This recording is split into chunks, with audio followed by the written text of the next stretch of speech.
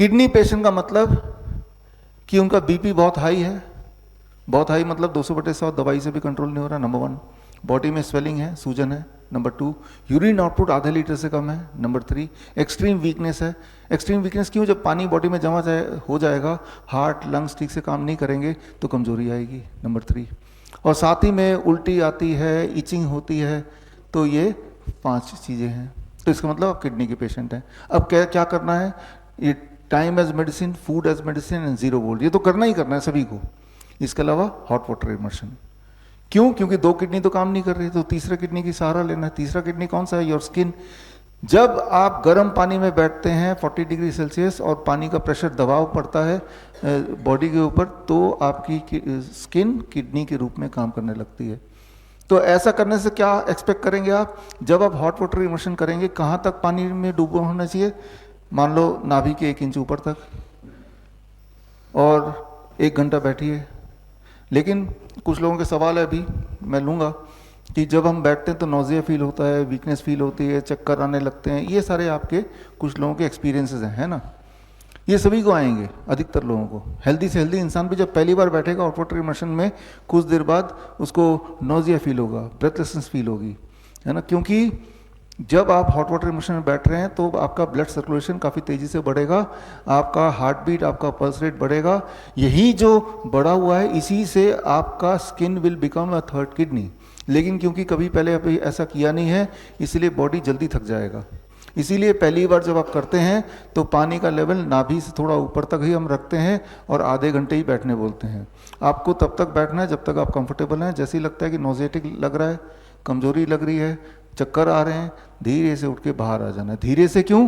क्योंकि जब पानी के अंदर है तो आपका ब्लड प्रेशर कम हो जाएगा, ब्लड प्रेशर कम हो जाएगा। तो जब पानी से बाहर आएंगे तो उसके लिए ऐसे बैठे हैं, उठना पड़ेगा ना। जैसे ही उठते हैं हम तो हमारे बॉडी का प्रेशर डिफरेंस चेंज हो जाता है। It is called postural hypotension. ऐसे बैठे हैं, अलग प्रेशर है। खड़े होने के बाद हार्ट को जोर लगाना पड़ेगा ब्लड को और ऊपर तक भेजने के लिए। हार्ट तो अभी यहाँ था, यहाँ आ गया।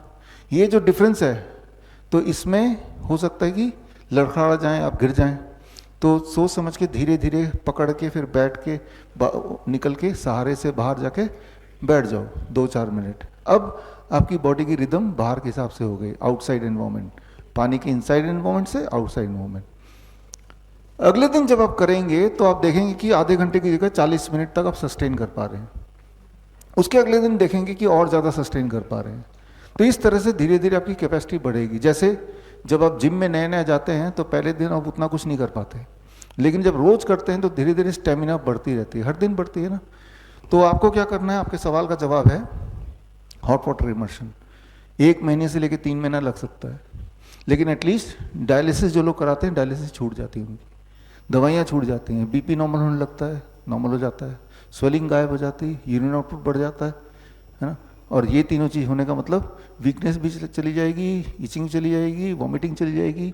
इचिंग क्यों होती है?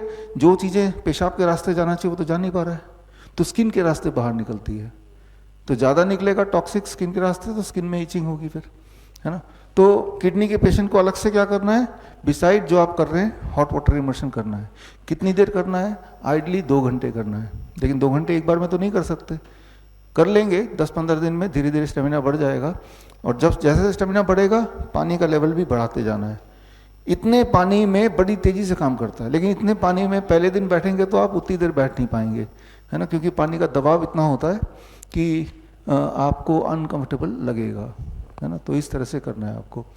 बड़ी से बड़ी बीमारी का आसान से आसान इलाज घर बैठे ही हो सकता है। अधिक जानकारी के लिए कांटेक्ट करें nearest doctor BRC clinic @home।